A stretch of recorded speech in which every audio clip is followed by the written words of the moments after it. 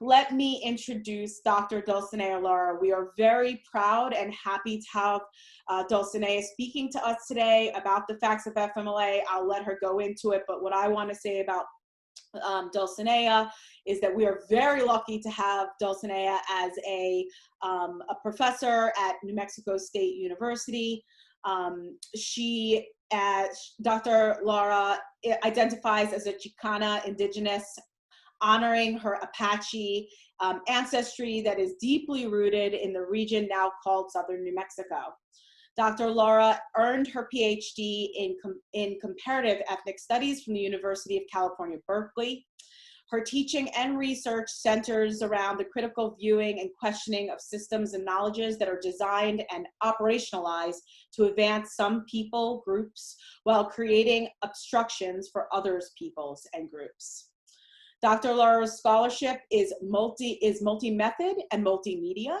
She collaborated in creating an interactive bilingual museum exhibition, which we do hope to feature elements of in the University Art Museum coming soon. That's called Trotando Pasos Ajenos. And she co-authored the article, Mirrored Representations, Students and Inmates in a Colonial Landscape. Again, we're very lucky to have Dr. Lara as faculty at NMSU, and I will give it over to Dulcinea. Dulcinea, thank you so much for coming in today and speaking about a really important topic to us. Thank you so much, Marissa. Good afternoon. I want to start out by thanking my colleague, Marissa Sage, and also Courtney Aldrich, who I've met recently. Staff at the University Art Museum here on campus at New Mexico State University in Las Cruces. Thank you so much for inviting me to present on what I think is a really important topic of family and medical leave. I also want to thank the Outsmart Children's Program and artist that Marissa just pointed to, Zoe Spiliotis. My daughter is hopefully making radial patterns right now with her grandmother at home. Thanks for those kits. And really thank you all for showing up today on this important topic. I see two of my mothers who have known me since I was born, my Aunt Liz and my Aunt Dolores here on the call, which is really special, so that they can, I guess, hear about my work, but they know my personal trajectory. So I feel really blessed to have them here, and nice to meet the other people. I see Karen, Tana, and Brenda. So hopefully we'll have great opportunity for discussion and dialogue after I do my presentation. So there's so much to say on the topic, and so I broke it into 3 related points. And so I'll start out with the nitty-gritty of giving the basics of FMLA, family medical leave. Then I'll tell my personal story related to FMLA, and then at the conclusion, I want to share how I make sense of this experience, how I navigated FMLA at my place of employment, and how I make sense of these things in the world. So we'll give it a shot and see how it goes. I'm going to share my screen now so we can have the basics. And for those, I see a couple colleagues on the call. I am more than happy to share the basics and the slides with people, and I know this is being recorded. So here we go.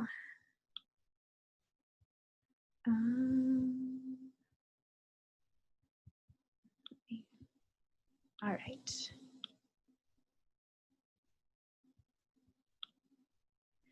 Okay.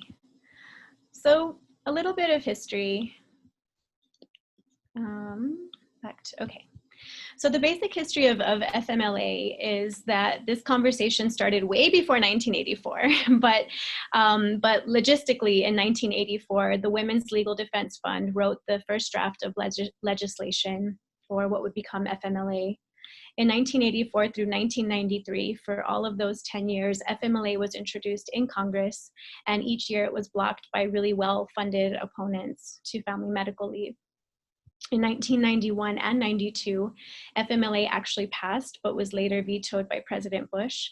And finally, in 1994, that's considered the foundational year for FMLA, with the help of broad-based coalition and grassroots organizing and massive support. FMLA was passed in 1994 under the presidency of Bill Clinton.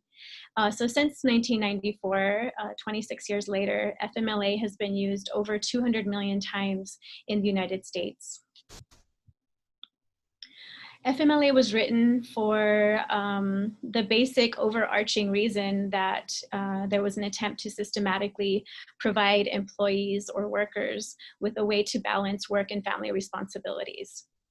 So before FMLA, employees were taking time off because of serious illness or injury and would routinely lose their jobs when they took time off, especially women. I like to talk about the densities. And so there's a density around women who were losing their jobs when they would take time off to have a child or adopt a child.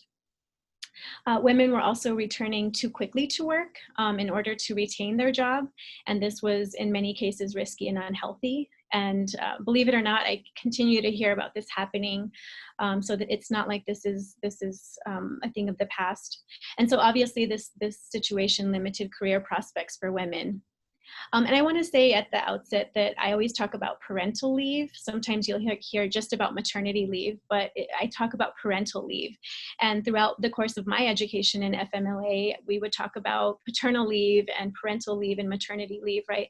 So there's this very specific notion in many people's minds that women are the ones who have the babies, and so women are the ones who stay home with the babies. But this is really a broad umbrella that covers parental leave. So FMLA basically provides, and you can see the sources are in the bottom of every slide, FMLA entitles eligible employees of covered employers to take unpaid job protected leave for specified family and medical reasons. So this also covers people that have illnesses, not just people wanting to have a child or place a child in their home. But I underlined, the Department of Labor doesn't underline it and bold it, but I did, because the leave is unpaid. The protection is simply that you can return to your job after the incident or the event. So a covered employer is defined by the US Department of Labor as a private sector employer with 50 or more employees in 20 or more work weeks in the current or preceding calendar year, or a public agency, including a local, state, or federal government agency, regardless of the number of employees it employs, or a public or private elementary or secondary school, regardless of the number of employees it employs. So I fell under the public school, the public university, the second category. Who is considered an eligible employee is someone who works for a covered employer, has worked for that employer for at least 12 months. And so this means you have to have been employed for a full year before you have access to these benefits. Someone who has at least 1,250 hours of service in that 12-month period for the employer, and works at a location where the employer has at least 50 employees within 75 miles. So you can already start to see that even though this is a benefit, there's a lot of stipulations and a lot of different categories that you'd have to check to access these benefits. So the leave entitlement is that eligible employees may take up to 12 work weeks of leave within a 12-month period for one or more of the following reasons. And the first reason was the one I fell under, which is the birth of a son or daughter or placement of a son or daughter with the employee for adoption, or foster care. Second, to care for a spouse, son, daughter, or parent who has a serious health condition. And by the way, I'll go along and take tangents, but I have 6 colleague friends who have taken leave to care for someone in their immediate family just in the past couple of years. Third, for a serious health condition that makes the employee unable to perform the essential functions of his or her job. And last, for any qualifying exigency arising out of the fact that a spouse, son, daughter, or parent is a military member on covered active duty or call to cover active duty service. So those are the 4 options.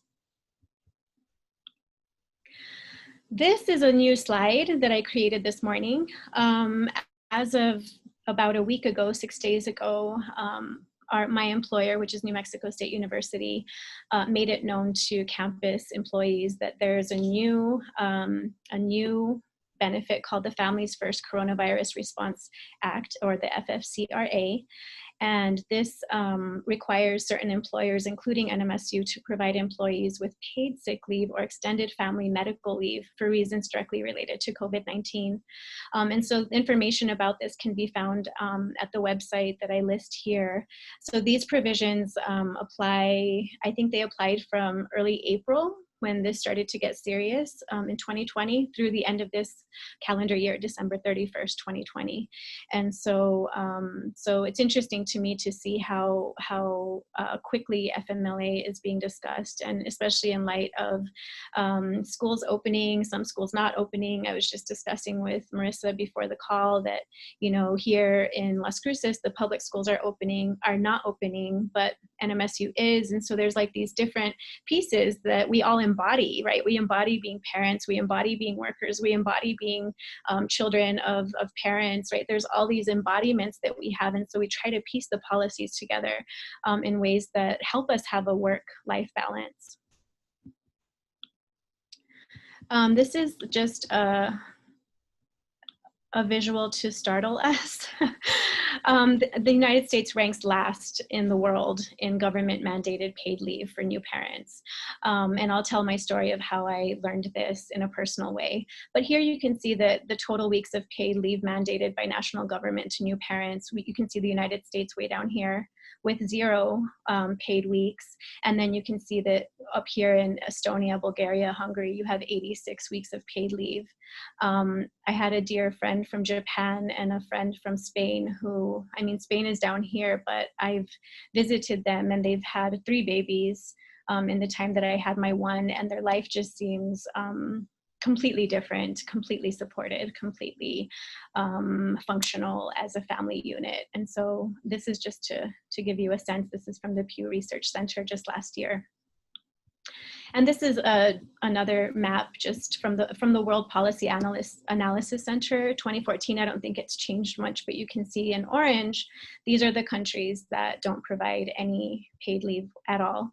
And then you can see the densities around countries that provide paid leave for parents. And I mean, this goes without saying, but you can understand that without paid leave, there's very difficult decisions to be made. And so a lot of times it's a trade-off that people would rather not have to make. This study came out 2 days ago, July 23rd, 2020.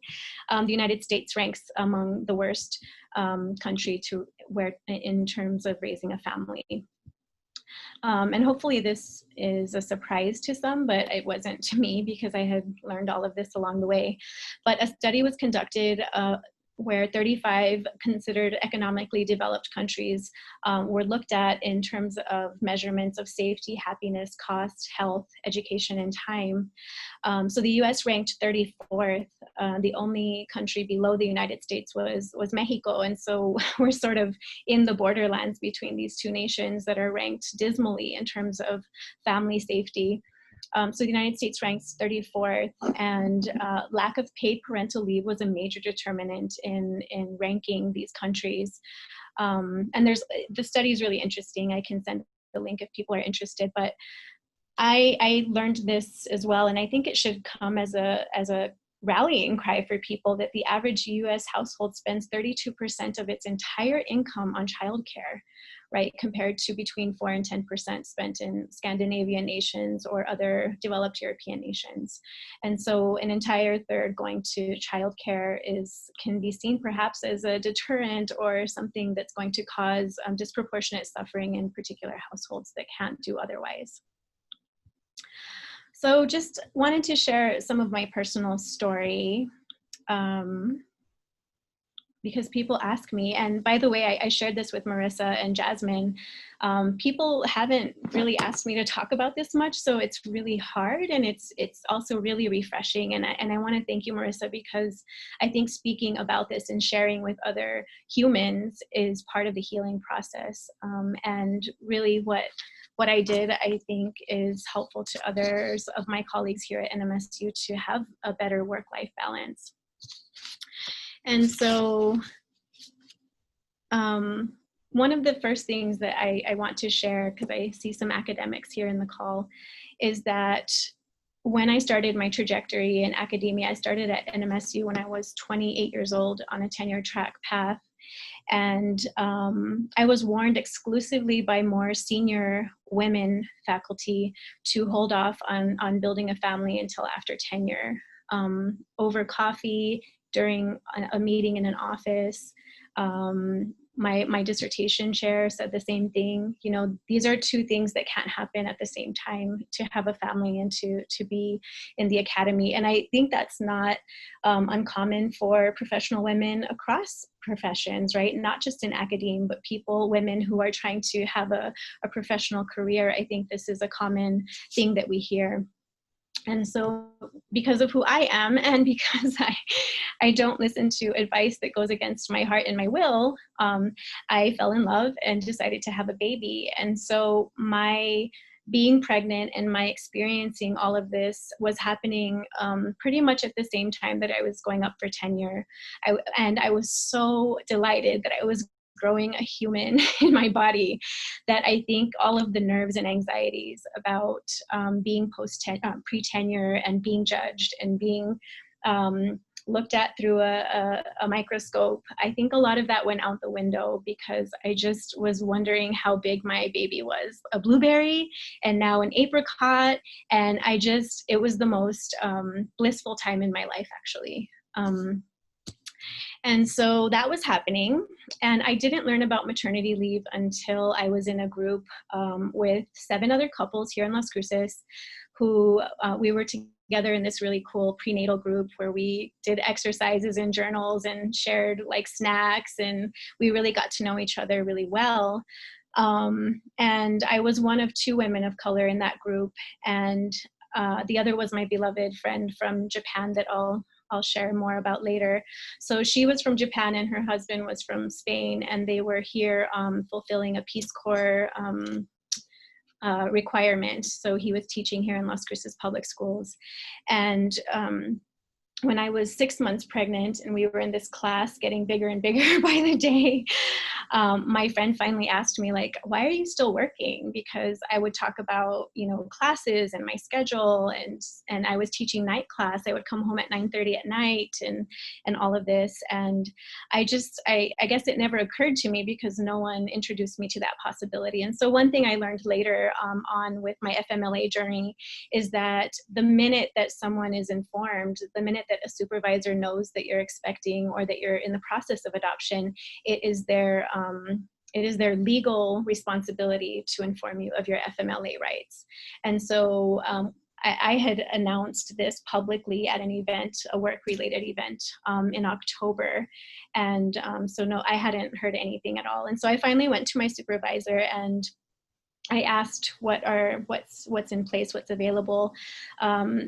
He wasn't sure. I went to HR, got multiple different responses depending on who picked up the phone, different responses through email. So it was clear that it was not a well-known thing. And I had seen 3 people in my department alone have babies in the course of my pre-tenure existence, and no one took any time off. So it was like a strange thing I was asking about. And yet when I would ask outside of my workplace, it was like, duh, maternity leave, ding, ding, right? And I thought, well, this is weird. So it was a weird thing. And so after like some asking and some poking around, I was granted a course release by my supervisor, and I was over the moon. A course release is like the golden grail for academics. It just basically means more time. And later, 6 months later, after I had my baby, about 2 months after I had my baby, it was revoked by his supervisor as a way to show him that we don't do that here. And so after this happened, it became an internal grievance. 6 months later, an investigation. And then 4 months later, I went to go see a labor attorney to see what my rights were. And let me just say that it was a combined 8 months after I had my baby. It was one of the most painful times in my life, one of the most scrutinized and humiliating periods of hearing things like, we don't give benefits to women who get pregnant.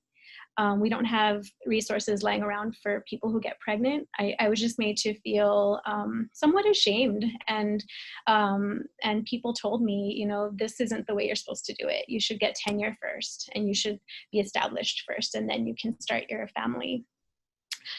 So after all of that, when I went through the internal grievance, I went to see an attorney, and I think she held back her reaction, but later she told me, I was appalled and shocked that your university did not offer leave of any kind, right? So as a faculty member, I'm on a 9-month contract. And so there was some leave, actually not very good, but some leave for 12-month employees. But it was, the assumption was, as a 9-month employee, you get summers off, and you get Christmas vacation off. And it's like, well, that's because I'm a 9-month employee. So there was a lot of gray area, especially when it came to faculty. But let me just put it out there that I ended up representing 49 faculty at NMSU in my class action lawsuit. And that just meant that it was a window from the time, it was really gross how it's measured, but it's from the time of conception. I had to show in the court what day I conceived my baby to the day she turned 2 years old. So just in that window, 2 years and 9 months, any faculty who had the same situation could be part of the class. And so I represented 49 people, 49 faculty.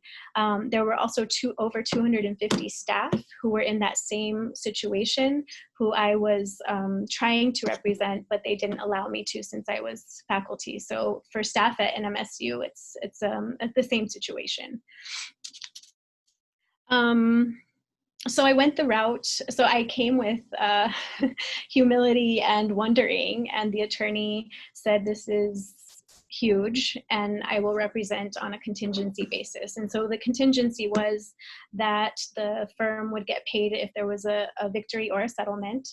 And also I couldn't do it as an individual. I had to be a class representative. And so I thought, great, let's move forward with this. 4 of the hardest years of my life. And I went that route, and I filed a federal class action lawsuit against my employer on my daughter's 2nd birthday in April 2014. So, am I still sharing my screen?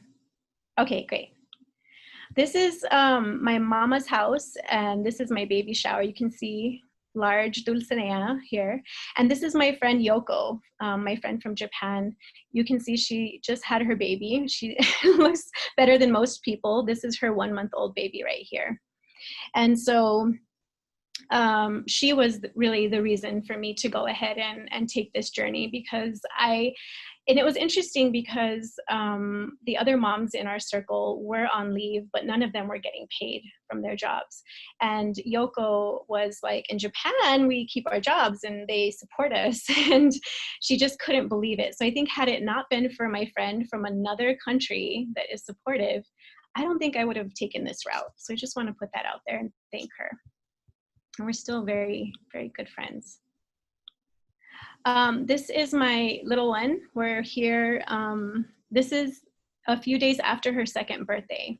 So I asked her this morning if I could share these 2 pictures, and she was hesitant, but she said, okay, fine.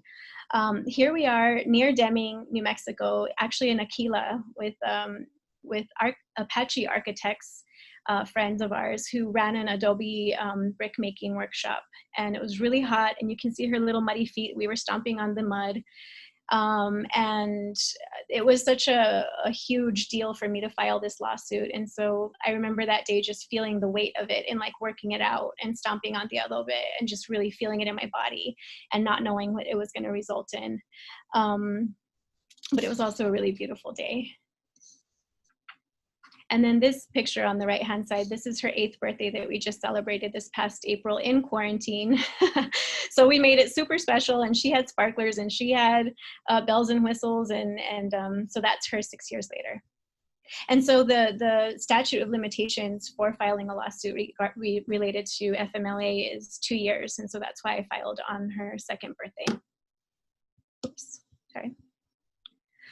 This is the newspaper article that came out in 2016, dated February 9th. I just wanted to share, I remember this day picking up the Sun News at Walgreens near my house and feeling relief, feeling like people suddenly thought I was going to be rich, which I wasn't. People read this 710,000 and thought I was now going to be this rich lady, but no, that was divided into the people who accepted the settlement. So faculty members like me, if they wanted to, could receive a percentage of that settlement. The largest proportion went to my attorneys, and you know, that's the way it goes. She was also a superhero and I loved her. We had a good relationship. So here you can see it just talks about the Family Medical Leave Act, and an estimated 50 faculty were represented by this law firm. And later in August, it was this big announcement at the faculty convocation in fall that there was a new faculty care leave benefit. And so that's what they called it. NMSU is not among large ranks of universities that offer paid leave. So this was pretty groundbreaking. And I know that this case has been used as precedent for other universities seeking similar benefits. You know, they announced that this was, well, we were thinking of this well before the Lara lawsuit, you know, like this was our idea already, and that's okay. I know a lot of people have taken advantage already. And they threw this in there that it was a $16 million non-cash value for the benefits that were to be given to faculty. Also, one of the big things that my attorney won was that this would be retroactive for faculty who had already been at NMSU and who could accrue hours retroactively. So that was really beautiful. And then I just included this to say that I hoped this became part of the national dialogue, and it sure did. It sure has. And so just to kind of put it out there that, you know, we need to shine a light on that map that shows how dismally the United States is situated in terms of care for families. This article published in 2016, and then that 15 faculty members had already taken advantage of the benefit. I wasn't able to get the current number, but just personally alone, I know six very close friends who have taken advantage. So I just want to slide into a little bit of my own analysis. Different frameworks, and I talk about this in my classes that I teach here at New Mexico State University. There's a legal framework and there's a framework of personhood, right? There's what we see in law, and there's what happens on the ground. So after the 8-month investigation, I got an email from my then provost that just said what happened to you did not violate NMSU policy. Like after exchanges and exchanges of paperwork and investigations and interviews, it was so stark for me to just read that one sentence. And later on, what we found is that the policy itself was a problem. So no, it was not violated, but the policy was illegal on two federal counts. The problem with policy that is open-ended is that it gets applied in discretionary ways. And so any kind of policy is subject to interpretation. And what we found is that the discretion that was given, the leeway that was given to all supervisors meant that in our discovery, men were actually taking more leave than women. And faculty of color were taking very little leave at all. So a supervisor might say, well, take the week off, or, you know, someone will cover your class. And so it was very convoluted, and it was causing a lot of workplace uncertainty and hostility, actually. And so Black, Indigenous, and people of color faculty make up less than 15% at NMSU. And this group was the one that was getting the least amount of reprieve in issues of family and medical leave. And so when I talk about personhood, I think about the densities of struggle around vulnerability, around people who are categorized in ways that make them vulnerable. So when I talk about Black, Indigenous, people of color, or even women, right, these are these groups that are sort of already made vulnerable in all these societal ways. And so those are the ones that disproportionately suffer when policy is not clear or when policy is a problem. And then scarcity and abundance, these are obviously opposite ideas. New Mexico gets framed in a very deficit narrative, right? We're the 50th in everything, and we poor New Mexico and pobrecito, and we're in the borderlands. And so that's one of the kind of narratives that I think makes it hard for people to ask for more. And then New Mexico's colonial past and present sort of glorifies this scarcity, that there's not enough to go around. And, you know, it's this desert landscape, like all of these aesthetics and this narrative get tied into this idea that there's not enough here in New Mexico. When actually, New Mexico's actual history presents a narrative of abundance. And this is what I really refer to kind of in all my classes and all of my talks, is that the example that Indigenous people in this region have been trading for a long time, all the way from Canada to what we call Latino America, right? Like this entire Western hemisphere, it has been one of sharing. And then later under Spanish colonial rule, and I don't want to say that it got better, or, you know, there's a lot of complexity around Spanish conquest in this region. When Spanish conquest happened, there were ejidos created along the Rio Grande, right, which were considered communal lands. And so even though there was conquest and genocide and displacement, one of the things that I find interesting in this complex narrative is that the Spanish retained all the land on the side of the rivers as communal, that no one could own that, right? That was the most fertile land. That was the access to the waterway. That was where you fed and watered your animals. And so that was shared as communal land with Indigenous people. Again, I am not saying the Spanish were benevolent. I'm just talking about the trajectory of this region. And then finally, under American territorialism and what is considered global racial capitalism, individual property and elimination of communal lands became the norm. And so you can see that this idea of scarcity is not endemic to this place whatsoever. And then this is another tool I use in class. We have this, we operate in a capitalist framework. And so the way that I was taken through this journey of asking for my rights to have a calm transition into motherhood, which it was anything but that, I was having to abide by this left column of productivity. Who's going to teach your classes? What are we going to do? How are we going to cover your absence, right? You're supposed to be productive. And what are you going to do while you're on leave, right? Like all of these questions of produce, produce, produce. Second, individual rigor, right? This idea that you stand alone and your merit stands on how hard you work and how rigorous you are and how attentive you are, right? This kind of like steadfastness. Then there's scarcity, right? This idea that like there's a little bit and those who work hardest get some. Hierarchy, right? This idea of ranking and who's at the top and who's at the bottom. Who's at the top always is valued more, gets more benefits. And then the idea of climbing, right? What we have to do to be competitive often means that we aren't in communal spaces and that we're somehow, even if we don't like it or don't want to, we are competing with other people who are not in the room with us. And then finally, the idea of meritocracy is a cornerstone of the capitalist framework, right? Those who work hardest merit more. And my students believe in all these on the left. They're like, yes, that's the way. And when I ask them to raise their hands if they know people who work hard and are struggling, you know, in a meritocracy, who work really hard, work many hours, who blood, sweat, and tears, and they all raise their hand. And I said, okay, so let's re-examine.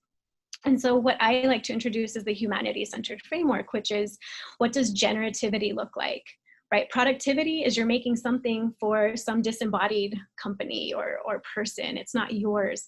Generativity is making something and honoring the sacred makingness that we all have, that we can create things. And you know, I'm not an artist, but I've been invited to artist events where I feel so awesome that I come away with something I made, even if it's not aesthetically amazing. I generated it with others.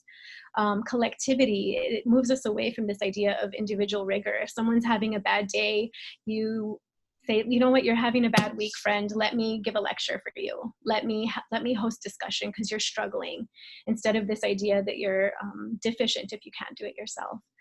Again, abundance versus scarcity. And instead of hierarchy, what does equally valued membership look like, right? My brother works at a very liberal arts, private, exclusive, expensive school. And he's an art teacher there. And I was listening in on one of his Zoom calls being nosy, and I heard one of the people say, you know, how are the faculty going to handle that? And I filed it away for after he was off his meeting. And I said, what are faculty? And he said, oh, that's a word we came up with because we don't want this hierarchy between staff and faculty. And I thought that would never fly here. Like that is, we love that there's staff and faculty, right? It's so gross and it's so unnecessary. Forget gross, it's unnecessary. And so I love this idea of faculty, right? This idea that, look, we're all doing something together and we're doing different parts of something that's making this better. That's equally valued membership. That's not just in words, but how do you enact faculty? And then instead of climbing, how are we supporting each other in the wellness and health and well-being of our organization? And then finally, for me, this is all for me, I guess, this whole presentation for me, the opposite of meritocracy is equity. How do we look at what we've done as a people over the course of time?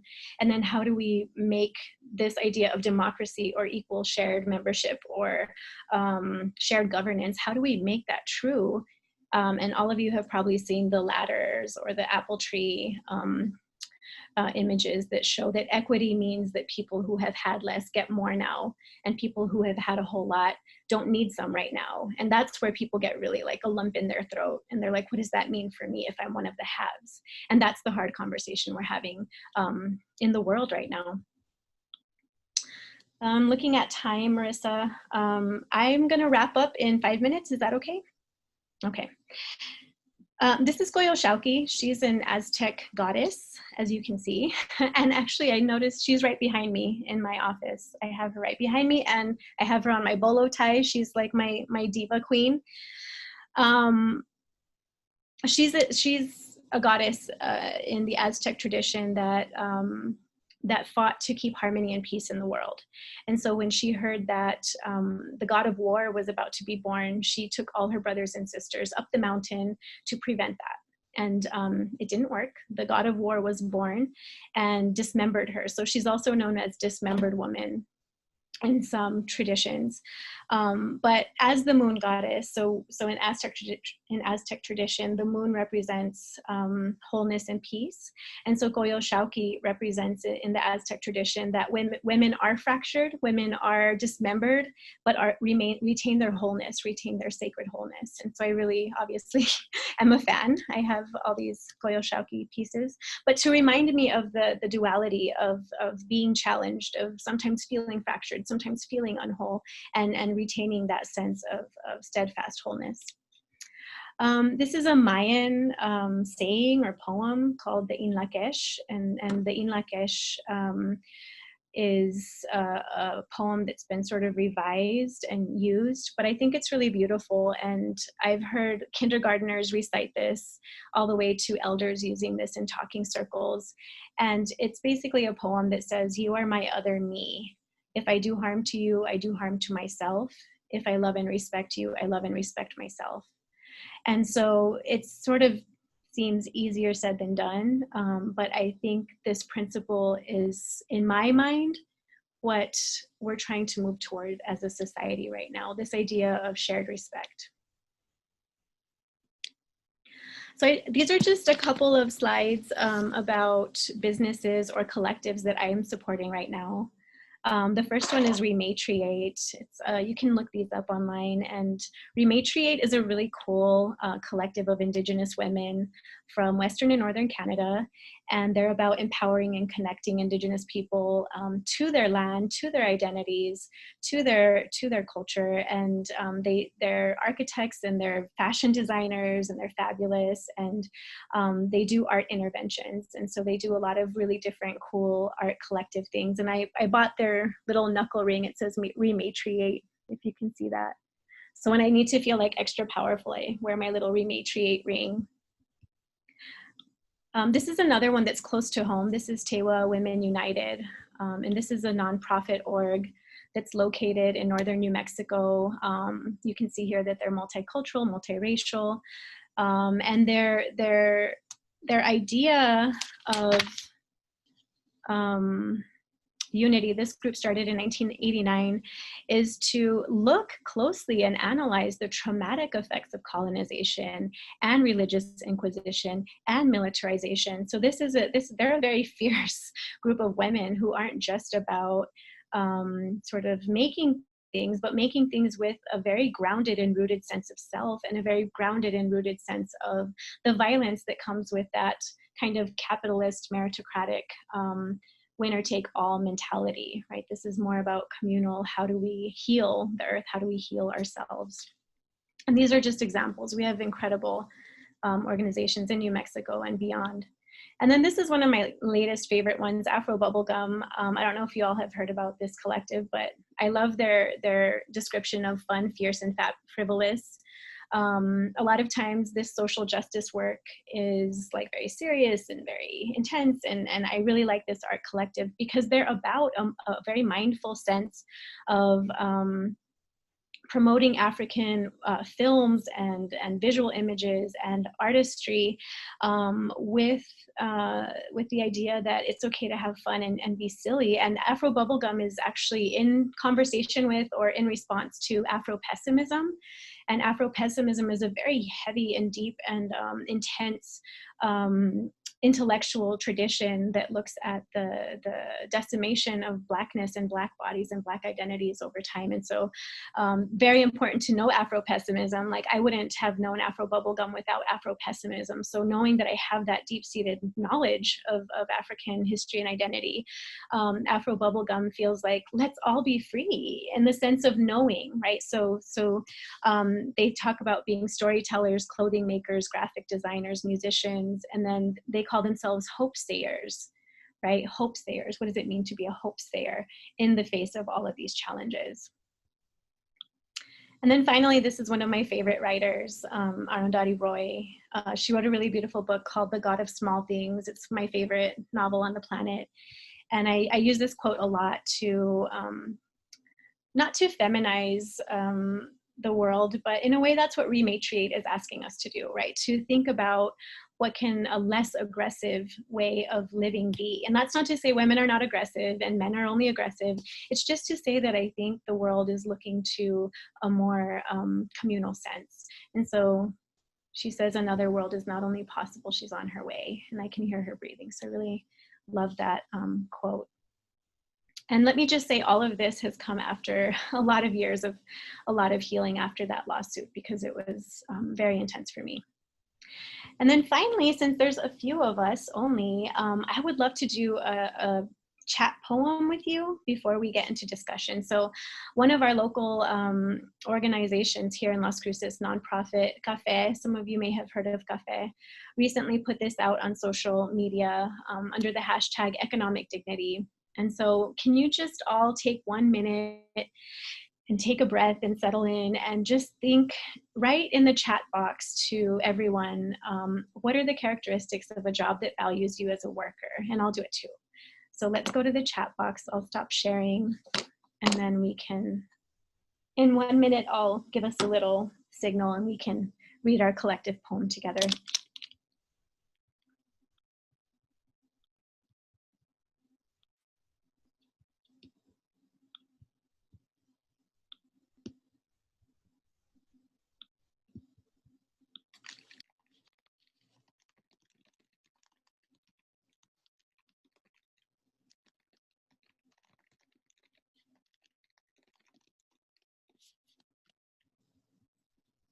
And I typed in the little prompt there in case you need to see it.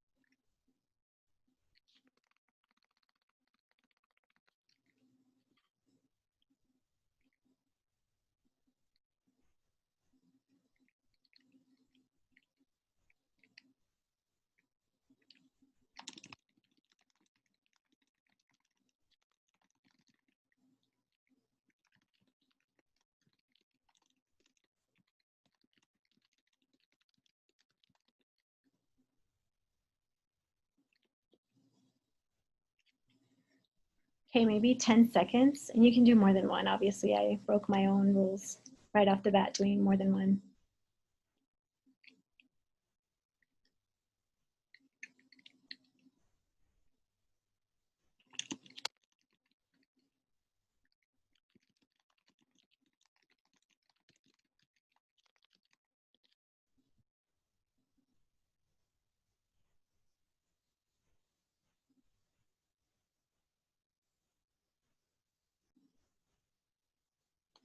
Okay, everyone good? What do the teachers say? Pencils down? Okay, so I'm just gonna read it. And the poem could be the characteristics of a job that values you as a worker. Values new and creative ideas, sees and values my humanity, acknowledging the work, values the physical and mental health of their employees, feels fun to drive to every morning, has spaces that are inviting and warm where people can sit and laugh during their break, acknowledging my voice and valuing my contributions, a listening environment, where rules are made together and equity is an inherent value in decision making, be respected and yet be a member and enjoy, checking in to see how the employees feel supported, is led by people who take time to learn about every aspect of the institution, the run, as to understand the needs of the many, not the few, where innovative ideas are given wings, be respected but interact and enjoy everyone else, where people are valued for their strengths and weaknesses. I love it. I love this. I'm wondering if we can type it up or save it somehow and send it to all the participants. I want to work at this place. I think we just designed a dream workplace. Obviously, there's a long way to go in most work environments. I've seen some better than others, and I think it's just a matter of people, I think, feeling courageous. I think being pregnant and thinking that was the only purpose I had in the galaxy made me more courageous, because I ended up having a daughter, and I don't know if any of you all had the opportunity to hear Alexandria Ocasio-Cortez's comments recently. Whether you're a Republican or Democrat, a woman or a man, I think a lot of what she said was really powerful in terms of being brave and refusing abuse. And I think that at the end of the day, for me, I am looking at this little tiny lump of flesh, and she's relying on me for life. And it just gave me the courage to do what I did, and I'm glad that I did. And I'm also grateful to share my story. So